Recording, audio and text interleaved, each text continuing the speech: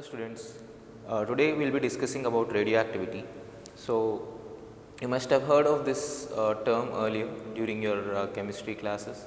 So, we will now learn about the mechanism of radioactivity, which type of nuclei exhibit radioactivity and all those things. So, first of all, the most important thing you will have to know about radioactivity is that it is observed in unstable nuclei. So, those nuclei which are unstable, they basically undergo radioactivity, they exhibit radioactivity and they try to attain stability. So, that process is that mechanism is what we call as radioactivity. So, if I have to define it, we can write it like this: the process in which an unstable nucleus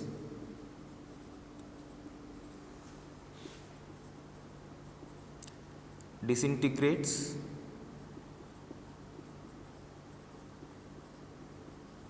by itself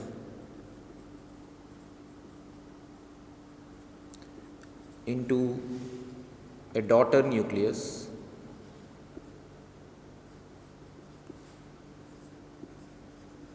to attain stability. So, that is how we understand radioactivity. So, when you consider an unstable nucleus, so there will not be any role of external agent here. This is a process which the nucleus does by itself. It undergoes this transition by itself, this disintegration by itself. So, for example, if I consider a radioactive nucleus X and if it disintegrates into another nucleus Y. So, in this process some particles will also be released and some energy will also be released. So, we have earlier understood that whenever a nuclear reaction occurs, so whatever is the change in mass, the mass defect of that reaction will get converted into energy according to the mass energy equivalence. So, which we have seen that. So, this energy is exactly the same thing. Now, in this process, this energy can be reflected in many ways. I mean, it can be seen in many ways. It could be sometimes in the form of kinetic energy of the products which are formed. Sometimes it might be released in the form of photons. So, whatever you see here, there might be some particles, sometimes it might be photons. So, we will learn about that. So, different types of radioactive decay will release different types of particles and photons. So, we will learn about that in the later half of the chapter.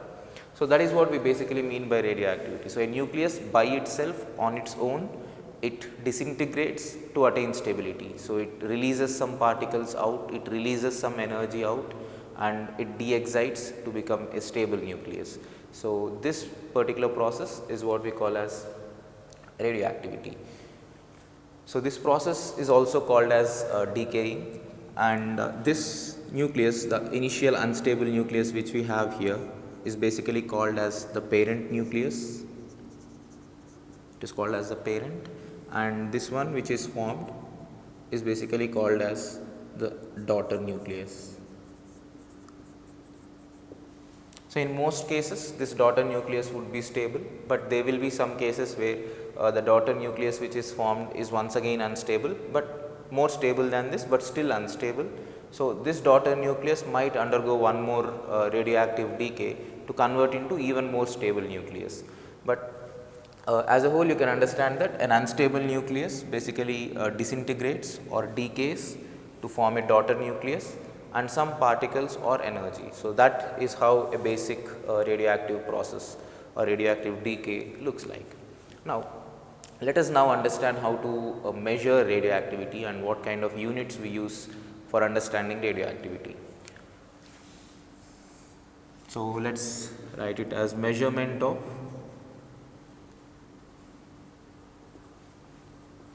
radioactivity.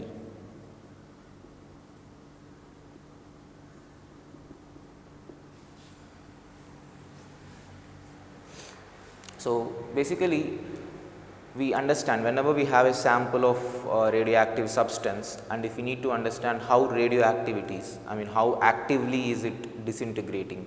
So, we will be using this particular term called disintegrations per second as the parameter which decides the radioactivity. So, if I have two different samples and of let us say same number of nuclei. So, I have some n naught number of nuclei here in this sample and another n naught number in this sample.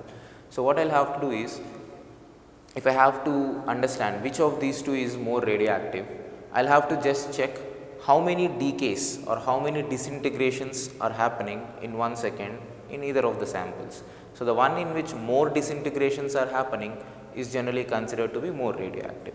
So, the term which we use here, the radioactivity of a substance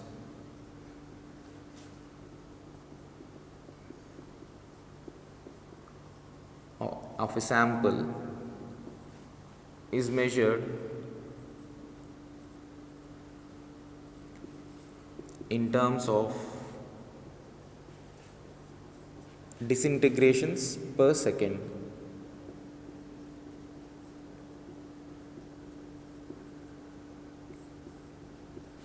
So, as a short form we will be writing it as DPS, disintegrations per second. So, that is the idea. So, that is how we basically measure radioactivity. Now, we also have a term for that. So, the measurement of radioactivity, this also has a term. We use a particular parameter to understand the radioactivity level of a particular substance, and the term which we use for that is called activity. It is denoted with a capital A. So, as I told you earlier, if I have to decide which substance or which sample is more radioactive, so then this is the parameter which you will have to compare. So, activity basically refers to how actively it is participating in the disintegration process. So, let us understand, let us define activity now. So, it is basically like this: the number of disintegrations per second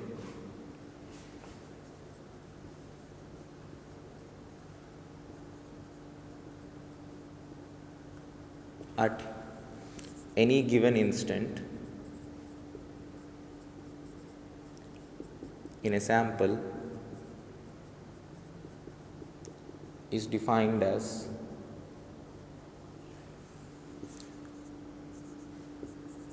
the activity of that sample.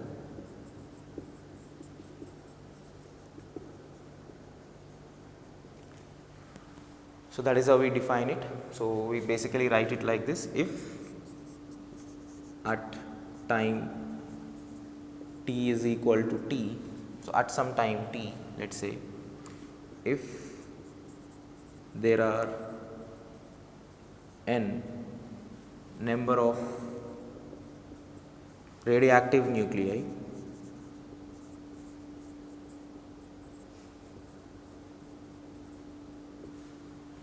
so, and let us say if in the next dt time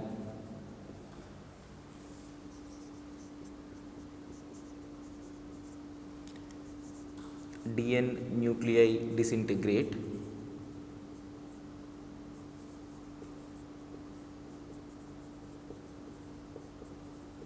then we define activity of that particular substance as A is equal to the rate of decay is what we call as activity, as I have defined this earlier. So, this number of disintegrations that are happening per second is what we call as activity, or we can also call it as rate of decay. So, if you look here, so what I have considered here is that at this present moment there are n number of nuclei which are radioactive, and in the next dt time, dn number in the next dt time, so I have considered that dn number of nuclei have decayed. So, which means they have decayed into a stable form. So, the parent has gotten converted into the daughter. So, that process is what we call as decaying. So, in dt time, if dn number of nuclei are getting decayed, it means that activity is basically defined as dn by dt. So, this is what we mean by rate of decay. So, it is just like how we understand velocity. So for example, we define velocity of a particular body as the rate at which distance is being covered. So if the distance is being covered at a faster rate, then we say that the speed is more or velocity is more. So in the same manner, if the radioactive nuclei in the sample is decreasing at a fast rate, then we say that activity is more. So if greater is the rate of decay, greater is the activity. So both are one and the same. Activity is what we mean by rate of decay. So that is the basic expression. So basically we can put a modulus sign over here as well, because dn is generally negative, n is decreasing. So we can put a modulus sign over here to understand the magnitude of that activity. So that is the basic definition, and the units for this are dps, disintegrations per second. But there are other units also which we will be using, because disintegration per second becomes a very small unit whenever we are dealing with a bulk of sample. So when I take a bulk of sample, there will be a large number of radioactive nuclei in that, and to define the radioactivity of such a sample, I need a bigger unit. Otherwise I can't use this small unit to define a large number of decay processes. So what we do is we have a larger unit which is basically used for understanding the activity of a substance. So it is basically like this. So we define it as Curie.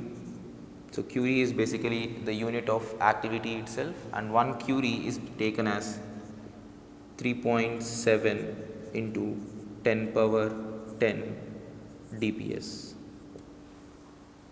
And similarly we have another unit which is Rutherford, and 1 Rutherford is defined as 10 power 6 dps. So these are two units which we will be using most of the time. So sometimes they will not be giving you the activity in terms of dps, so they will directly give you in terms of Curie. Rutherford is not so commonly used unit, but Curie is. So you will have to know the value of this conversion. So 1 Curie is 3.7 into 10 power 10 disintegrations per second. So that is the idea. So keep in mind that activity basically means the rate at which the sample is getting decayed. So the faster the rate, higher is the activity.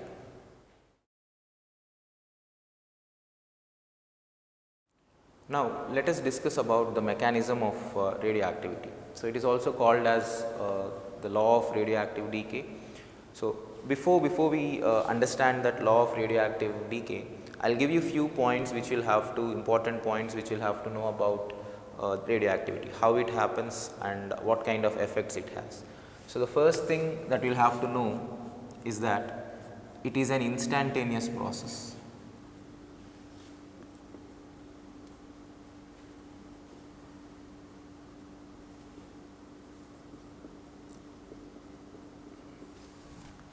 So it happens in a very small amount of time. It suddenly happens. A nucleus which is radioactive at this moment will suddenly release a particle, or it will suddenly release some energy, and it instantaneously gets converted into the daughter nucleus. So the decay process doesn't take any time. I mean, for one nuclei it doesn't take any time. So it happens instantaneously. So that is the most important thing, and we can say that it is understood quantitatively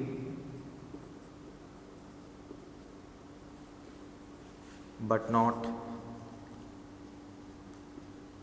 qualitatively. I will tell you what that means. So whenever we have a sample, let us say we have some n number of nuclei which are radioactive. Now we know that the decay process is happening, and after some time some nuclei will get decayed. So we can say, according to all the laws of radioactivity which we will be discussing in a while, we can say how many nuclei will get decayed in a particular time. So which means we can understand the quantity of how the decay occurs, but we can never say which of those nuclei will decay. So for example, if let's say I have some 10,000 nuclei, and let's say I know according to the radioactive decay law that in the next 10 seconds some 20 nuclei are going to get decayed. So I can know the number for sure that 20 nuclei will get decayed, but I cannot say which of those initial sample will those 20 nuclei be. I cannot point out which of those nuclei are going to get decayed.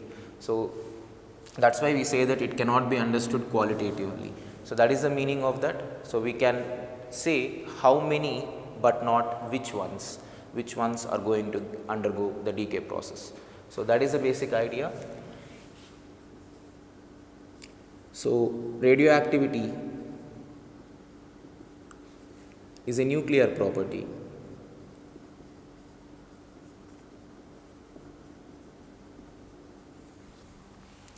And it means that only what happens inside the nucleus decides the radioactivity of a particular sample. So the electronic configuration is not going to affect the radioactivity, or there is no connection, or there is no link between how radioactivity occurs and the electronic configuration of that. So it does not depend on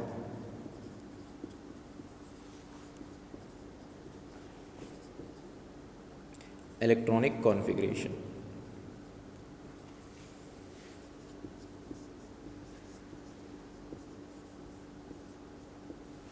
So that is the idea. So these are few points which you will have to know about the radioactive law. Now let us see what the law of radioactivity is.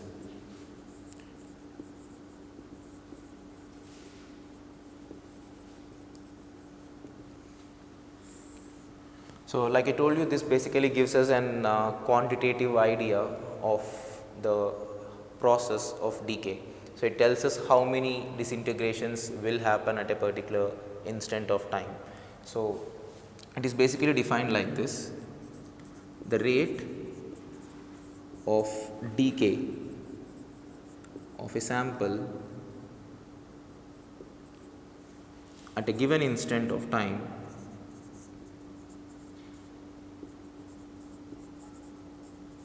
is directly proportional to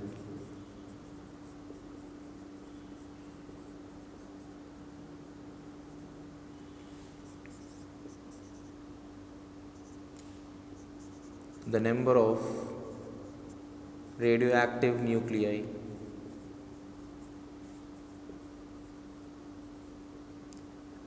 in the sample at that instant.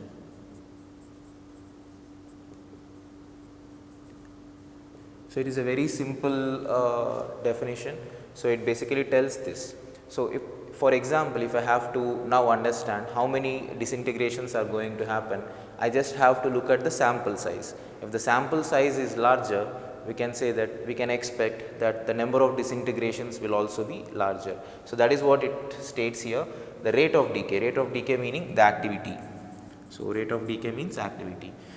So the activity of a sample at a given instant is directly proportional to the number of radioactive nuclei in the sample at that particular instant. So that is the basic idea. Now to put this into a mathematical expression, I can write it like this. So if I, just like the earlier scenario which I have considered, if I consider that at time t is equal to 0, there are n naught nuclei which are radioactive.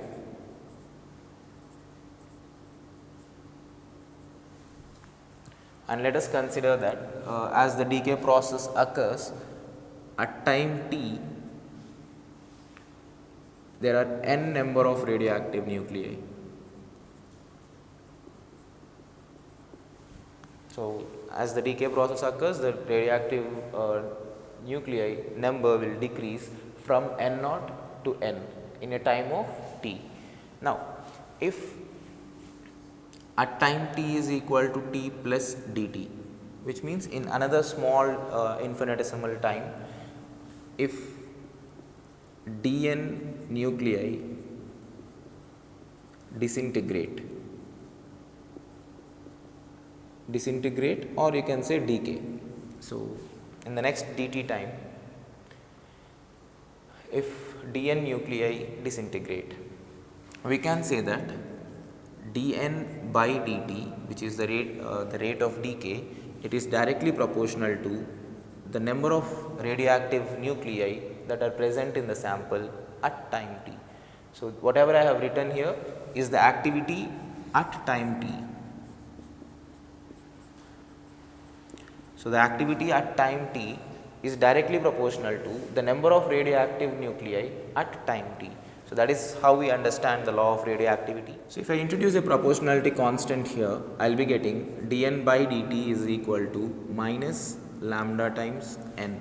So, the lambda here is the constant which I have introduced, and minus sign here indicates that this dn by dt is generally a negative value, and you all know why it is a negative value. It is because as time increases, the value of n decreases. So, dn by dt should be a negative term. Okay. So, now let us talk about this constant which we have introduced here. So, it is called as decay constant,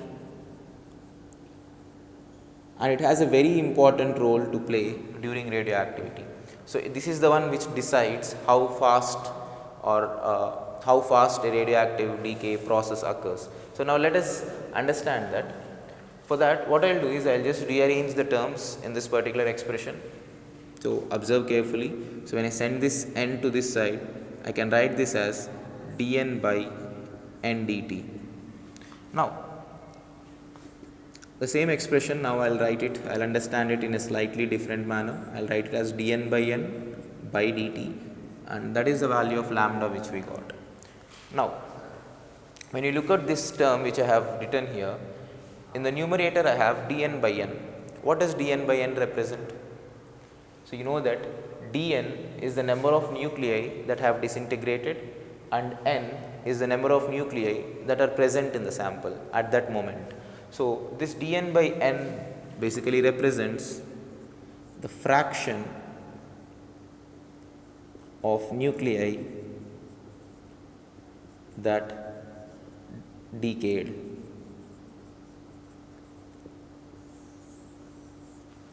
So, that is the meaning of dn by n. Out of n number of nuclei which are present at this moment of time, dn nuclei have decayed. So, dn by n means the fraction of nuclei that have decayed. So, what this lambda now tells us is that if you look at this term, this is the fraction per unit time. So, that is the meaning of lambda. So, lambda can be understood as fractional decay per unit time. Now, this is a very important parameter to understand the decay process. So, let us consider two different samples, but both the samples have the same value of same number of radioactive nuclei. So, let us say n is same for both, n representing the radioactive nuclei.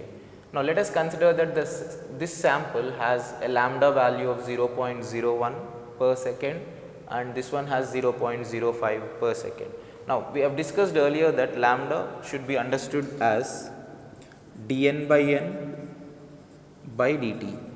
So, it basically means out of the whole sample, in the next dt time or in the next unit time, how much fraction will get decayed. That is what this gives us an information about. So, this tells us that in the next 1 second, 0.01 fraction of the sample will get decayed. So, which means whatever the size of the sample you take, this much fraction of that sample will get decayed. This also means a similar thing. Whatever be the size, this lambda has nothing to do with the size of the sample. So, whatever is the size of the sample which you take, in that sample, this basically means 0.05 fraction will get decayed, which means this indicates that 1% of sample will decay, and this basically means 5% of the sample will decay. So, now one important thing you will have to understand here is that this has nothing to do with the number of nuclei which we have taken.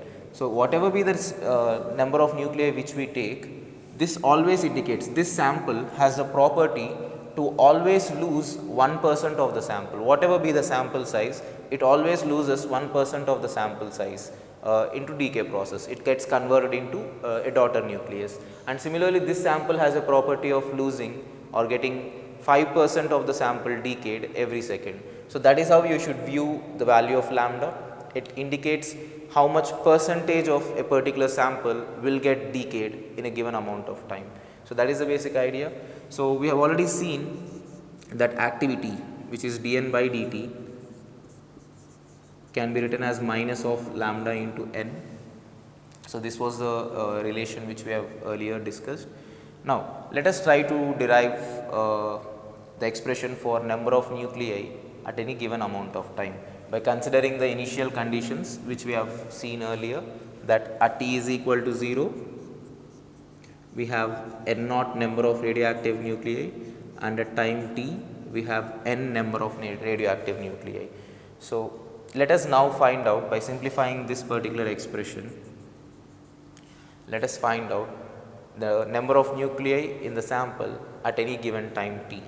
So, what I will do is I will take this expression and I will rearrange the terms. I will get dN by n is equal to minus lambda dt. Now, if I integrate this expression on both sides, so dN by n will give me ln n is equal to minus lambda t. Now, substituting the limits, so we know that the limits here are, as time varies from 0 to t, the sample, the radioactive sample, the number will change from n naught to n. So, here I can write, as time varies from 0 to t, n varies from n naught to n. So, that is the expression which we would be getting. So, when I simplify this, I would get ln n minus ln n naught is equal to minus lambda t, which means ln n by n naught is equal to minus lambda t. So, simplifying this further gives n is equal to n naught into e power minus lambda t. So, that is the final expression which we would be getting.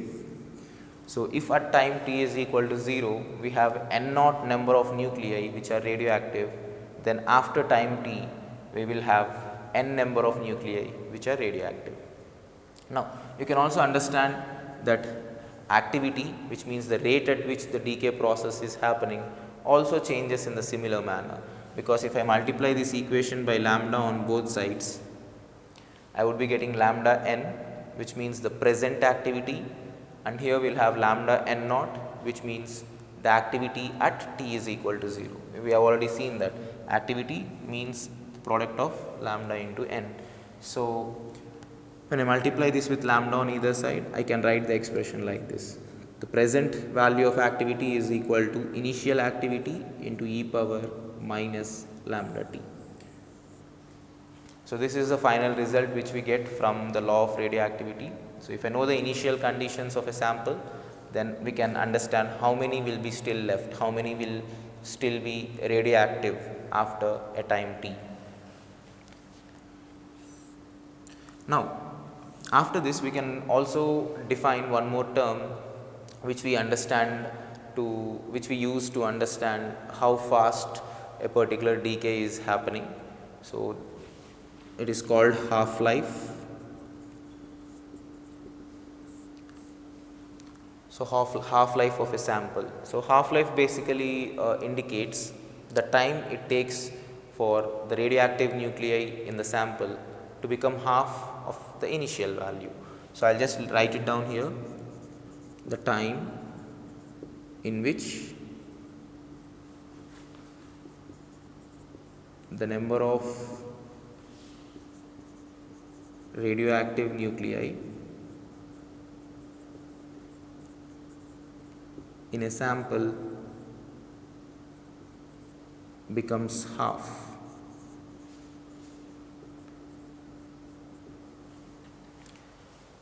So, we can directly use this expression to find out the half-life of a particular sample. So, we know this. So in this particular case, I will substitute the value of n as n naught by 2, because I need to find the time it takes for the sample to become half, I mean the radioactive nuclei to become half. So n naught by 2 is equal to n naught e power minus lambda t. So simplifying this, you would get, so here you have 1 by 2, n naught and n naught gets cancelled. If you take logarithm on both sides, so you get ln 2 is equal to lambda, and t here should be taken as t half, representing the half life. This t half is half life. Okay. Now, so to find the value of t half, I can write it like this: t half is equal to ln 2 divided by lambda. So that is the basic idea. So half life basically indicates the time it takes for the radioactive nuclei in the sample to become half of the initial value.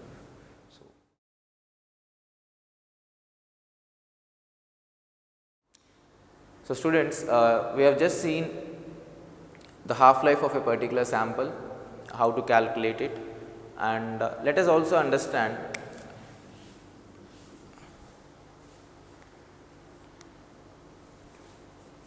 so we have just discussed how to calculate the half life of a particular sample, and we have basically derived these two: n is equal to n naught into e power minus lambda t, and we also know that the half life of a sample can be understood as ln 2 divided by the decay constant.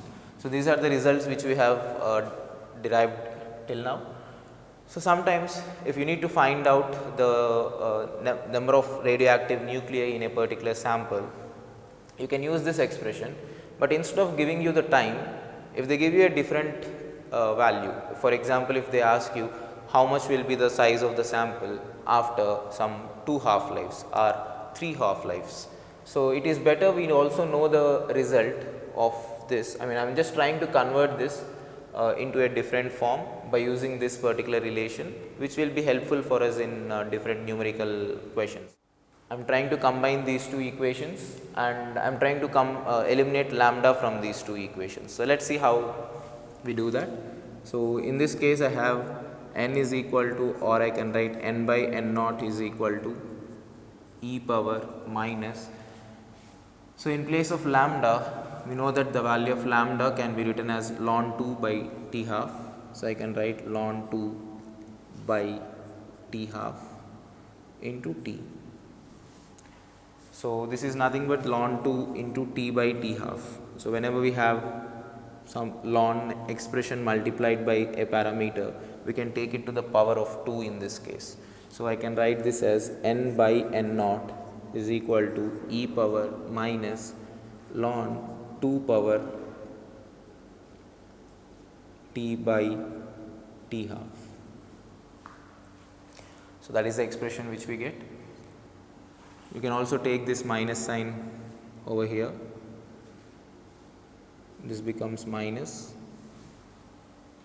Now, you all know what e power ln to the base e becomes. So when I simplify this expression, so I will be getting n by n naught is equal to 2 into or 2 power t by t half.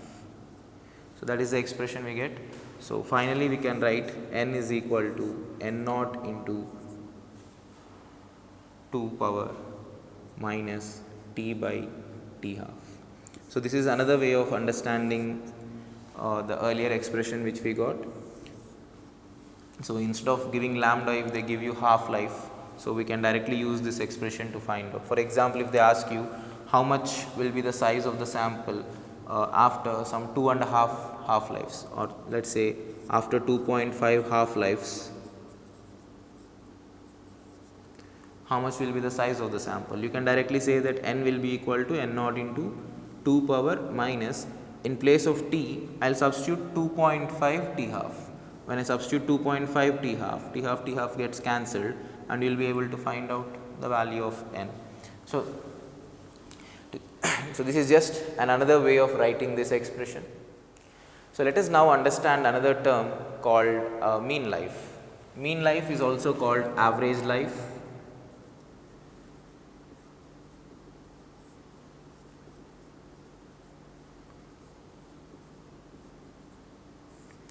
So, you know how to what we basically mean by average of anything. So, we just take that particular value for each and every term in that particular sample and divide that with the number of parameter or number of the size of the sample basically. So, that is the idea. So, life basically means here the duration for which they were radioactive. So, life here indicates the duration for which they were radioactive.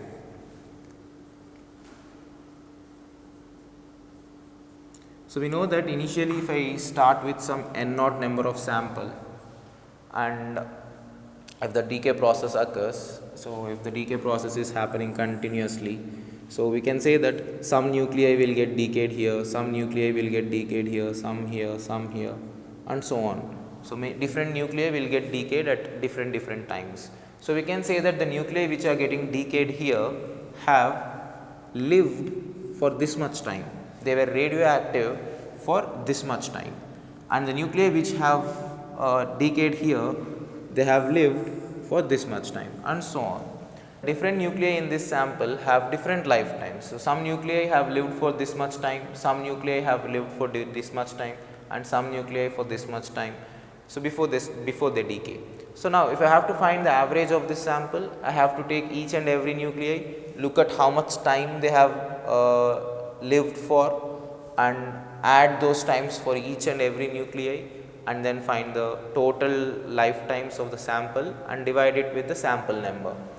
And to do this thing, we will obviously be using integration, and the few things which we do in that integration are points which you still are not aware of. You will be learning them in your mathematics indefinite integration chapter. So, for now I will be leaving it, we will discuss that later on in class. So, when I do that, I will be getting the average life of that particular sample as 1 by lambda.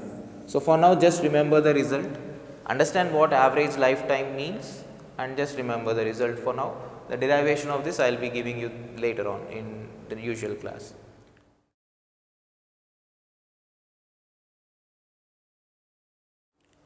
So, students, let us now understand a process called as simultaneous decay. So, simultaneous decay basically means a radioactive substance is undergoing two different decay processes at the same time. So, it is getting decayed into one particular nuclei, one particular daughter nuclei through one process and a different daughter nuclei through another process. So, it is represented like this. So, let us consider that there is a radioactive nuclei A and it is undergoing two decays simultaneously into B and C. So, both are happening simultaneously. So, now let us say the decay constant of this process is lambda 1 and the decay constant of this process is lambda 2. Okay. So, now let us say at t is equal to 0, we have n naught number of nuclei, n naught nuclei of A. So, there are no B and C. So, we have just started with the A nuclei and we have n naught number of them. So, this is the initial scenario and we were already given the decay constants of both the process. Now, what we will have to understand here is how does this process occur, and after some time t, how many nuclei of A will be left and how many nuclei of B and C will be left with us. So, that is what we will have to understand. So, now we know that A is getting decayed into B having a decay constant of lambda 1 and A is getting decayed into C having a decay constant of lambda 2. Now, if I ask you what is the effective decay constant of A? So, A is getting decayed at an effective rate of how much? So, what would be the answer for that? And it would be lambda 1 plus lambda 2. So, this is the net decay rate that or decay constant of A, and you can understand easily why. So, for example, let us understand this in terms of percentages like we have seen earlier. So, for example, let us say lambda 1 corresponds to some 1% and lambda 2 corresponds to some 2%. So, it means that whatever is the size of the sample of A, 1% of that sample gets converted into B in a given time in 1 second. And if lambda 2 is 2%, let us say, it means that whatever is the size of the sample, out of that 2% is getting decayed into C. Now, what I am asking you is, how much percentage of sample of A is getting decayed? So, we know 1% is getting decayed into this, 2% is getting decayed into this. So, how much percentage of A is getting decayed? And that would be 3%. So, that is exactly what I have written here. So, whenever we have a simultaneous decay happening, we can say that the effective decay constant will be equal to the sum of the individual decay constants. Now, in this particular case, if I have to write down the net decay rate of A, dNA by dt. So, in this case, we can write the net rate at which A is getting decayed as minus of lambda effective into NA. So, that is the basic expression. So, what I have written here, I will explain once again. So, if NA is the number of sample of A, so this represents the decay rate of A. So, the decay rate of A can be understood as, this is basically the effective decay constant of A into the sample, the size of the sample. So, this is the basic expression which we would be getting, and you all know that simplifying this will basically give me NA at any given instant of time will be equal to N naught, which is the initial number of sample which we have taken, into e power minus lambda 1 plus lambda 2 into t. So, I have just substituted the value of lambda effective from what we have got here. So, this is the equation which we would be getting.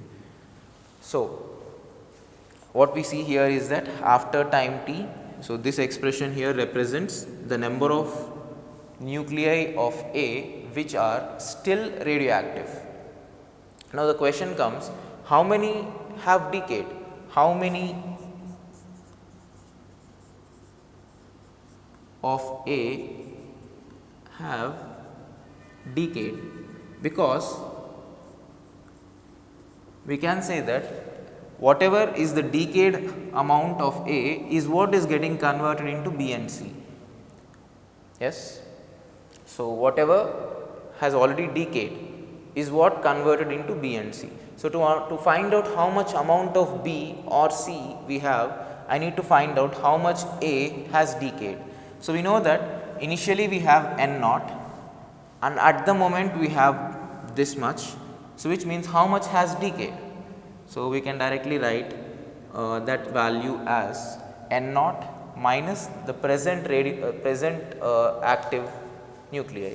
So, which is N naught into 1 minus e power lambda 1 plus lambda 2 into t. So, that is the expression for number of amount of A which has already decayed.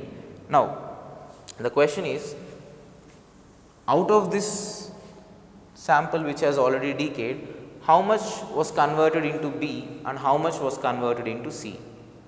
Now, you can easily understand that by looking at this. We know that lambda 1 and lambda 2 basically represents how fast a particular decay is happening, right. So, which means if this many is the total number of decays that has occurred in A, how many of this have gone through this and how many of this have gone through this. So, as I told you, it depends on the values of lambda 1 and lambda 2. If I just give you the example which I have taken earlier, if this corresponds to 1% and if this corresponds to 2%, so which means that out of this many number of nuclei which have decayed, I can say that they will get converted into B and C in the ratio of 1:2. Is that correct or not? I will repeat once again. If this is the amount of A which have decayed, this is also equal to, I can also write this particular expression as number of B plus number of C nuclei. So, whatever is the decayed nuclei of A is also equal to the number of B plus number of C. Okay. So, now what I am saying is, if I have to find out NB and NC, one important thing here is that the rate of formation of B depends on lambda 1. Rate of formation of C depends on lambda 2. So, if lambda 1 is higher, B is higher. If lambda 2 is higher, C is higher. So, in that case I can say NB by NC is equal to lambda 1 by lambda 2. I hope this expression is cleared for all of you. That is very important for the further derivation. So, higher the lambda means faster the process and higher will be the value of NB. So, we can say that the final ratios of B and C which are formed will also be equal to the ratios of the decay constants of those processes. So, this is one equation now, and we already have other equation here, which is the sum of B and C put together is the number of decayed A. Now, combining these two equations, I am directly writing the result. You can derive that on your own. I can write NB is equal to lambda 1 by lambda 1 plus lambda 2 into 1 minus e power minus lambda 1 plus lambda 2 into t. So, that will be the value of NB. It is a simple derivation only, you can just simplify these two equations. Now, similarly I can write NC is equal to lambda 2 by lambda 1 plus lambda 2 into 1 minus e power minus lambda 1 plus lambda 2 into t. So, that is the basic idea. So, to summarize once, so what we have done is we have first understood that the lambda effective of this particular decay process will be the sum of individual decay constants. So, which is lambda 1 plus lambda 2. So, based on that we have found out how much will be the sample of A which is left after time t, which by using that result we have calculated how many of A have decayed, and once I have found out the number of A that have decayed, I know that that will also be equal to number of B and C which are formed. So, that is equal to NB plus NC, and later on we have seen that the ratio of B and C which are formed will also be same as the ratio of the decay constants, and simplifying we get these results finally. So, NB, NC and Na. So, that is about simultaneous. So, let us see a question now. So, here it is given that A is getting converted into B and C undergoing a simultaneous decay process. So, instead of giving us the values of lambda 1 and lambda 2, the decay constants, let us say that they have given the half lives. So, let us say that half life of this process is given as T1 and the half life of this process is given as T2, and they will ask you what is the half life of sample A. So, we know the relation between the decay constant and the effective decay constant. Now, they are asking us to find the relation between the half lives and the effective half life. So, I will use the relation which we have derived just earlier. We know that lambda effective is equal to lambda 1 plus lambda 2. Now, I will just substitute the values in terms of T1 and T2, which are the half lives of the respective processes. I also know that lambda of any process can be understood as ln 2 divided by T half. So, we have seen this earlier, or T half is equal to ln 2 by lambda. Okay. So, now when I substitute the values, so lambda effective can be understood as ln 2 by T effective, where T effective represents the effective half life of A, is equal to lambda 1. So, lambda 1 can be written as, for this process by using this relation I can write ln 2 by T1, and lambda 2 can be written as ln 2 by T2. So, this would be the expression which I get, and simplifying this I would be getting 1 by T half or 1 by T effective is equal to 1 by T1 plus 1 by T2. So, this would be the effective half life of A. So, students, let us now discuss this question. So, here it is given that find the time after which 1/10 of the initial sample is radioactive. So, if let us consider initially we have n naught number of nuclei in the sample which are radioactive. They are asking us to find out after how much time it becomes n naught by 10. So, I will directly use the expression which we derived earlier. So, we know that n is equal to n naught into, we can write it in this form also, 2 power minus t by t half. So, I hope you remember this expression. So, when I substitute the values in this particular expression, I get n by n naught is 1 by 10 is equal to 2 power minus t by t. So, now I can take a natural logarithm on both sides and I will get minus ln 10 is equal to minus t by t ln 2. So, minus and minus gets cancelled and we need to find the value of t here. So, the value of t will be equal to, sending this to the other side, will give me t times ln 10 by ln 2. So, that will be the answer. Let us discuss one more question now. So, here it is given that an uranium ore which is formed as pure uranium initially decays into lead. If the present ratio of uranium to lead is 1:7, find the age of the ore. So, that is what they are asking. So, they are saying that initially whatever that sample was, it was completely uranium. So, let us say we had n naught nuclei of uranium. Now, at this moment, let us say this is at t is equal to 0. Now, at this moment they are saying that it has decayed. So, that ore has now decayed and it is getting converted into lead, and at the moment at present they are saying that the ratio of uranium to lead is 1:7.